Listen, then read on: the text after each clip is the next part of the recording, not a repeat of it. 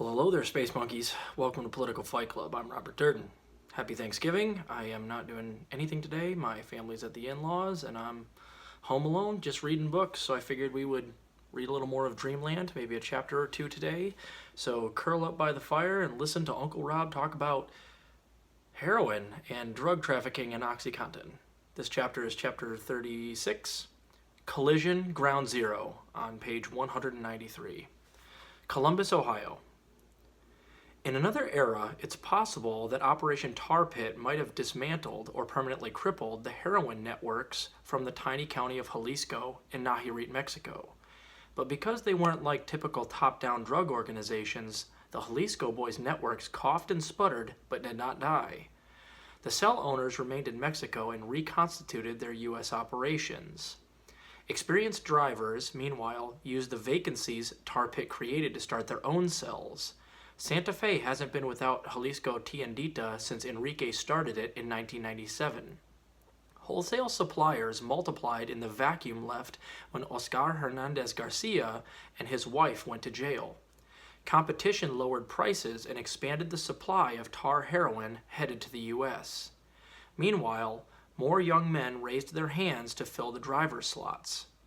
Most important, they were now recruited from families unrelated to Jalisco's first heroin clans.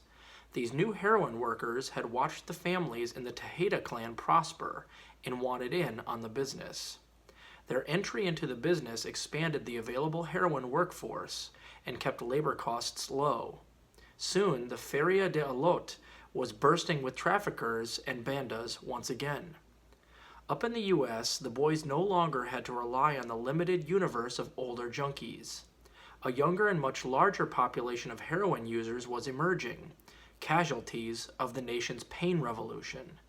This synergy between pills and heroin happened first in one place.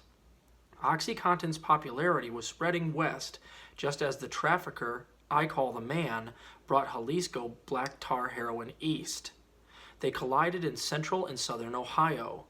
Roughly drawn, the region with Columbus to the north, and including parts of West Virginia and eastern Kentucky to the south, became the barometer for all that followed elsewhere in the country.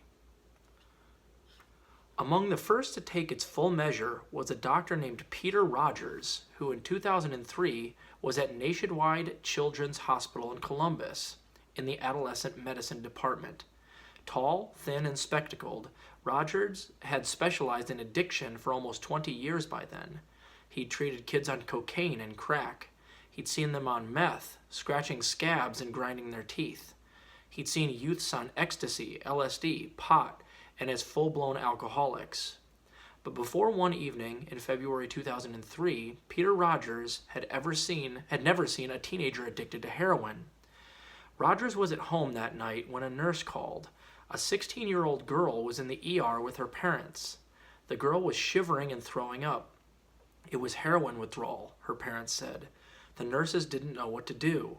Rogers drove in, certain that it couldn't be heroin, and not sure what he would do if it were. The girl was small and blonde and looked like a cheerleader, but she had track marks up her arms. Her face was pale and worn. She had diarrhea and pains in her legs, stomach, and back.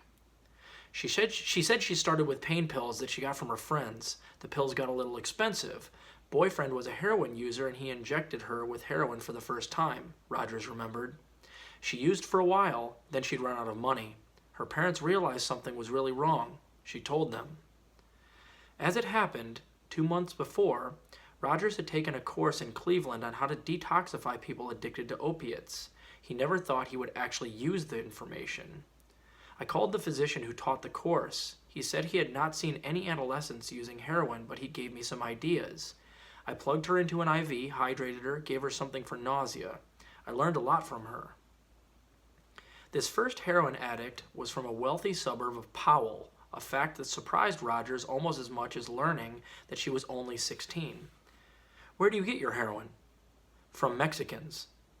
Where do you find them? She named a neighborhood not far from Children's Hospital that white girls from Powell did not frequent. Rogers kept her in the hospital for 3 days. He spoke to her parents. She had admitted that she was a heroin addict and was now detoxed. The parents said, so she was fine and could go home. Rogers had a different view, one learned from years as recovering alcoholic himself. If she doesn't get long-term treatment, she is not going to stay sober, he told the parents. She's going to die, end up in jail, or be a chronic underachiever. They didn't believe me, Rogers said. A few months later, the parents called.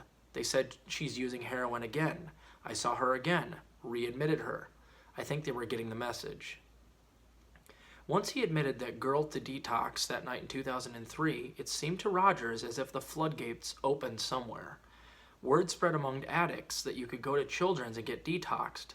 Peter Rogers watched the new opiate epidemic emerge out of nowhere and file through his clinic. Hundreds of kids. They were all white, suburban kids from well-to-do homes. Most were girls. One was a tennis champ. Another was the daughter of a Columbus cop. One was the daughter of a thoracic surgeon. There were several children of doctors, in fact. All had started with pills. Many said they'd seen friends die. They had no idea where else to go.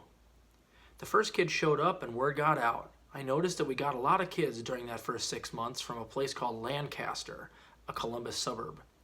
It turns out that these kids were coming to Columbus, buying heroin, and going back to Lancaster. Rogers was an early witness to heroin's new mainstreaming. The drug had for years appealed to rebellious kids from a seedy urban corner in America's counterculture. I remember at 11 and 12 years old seeing pictures of Sex Pistols bass player Sid Vicious and thinking he's the coolest.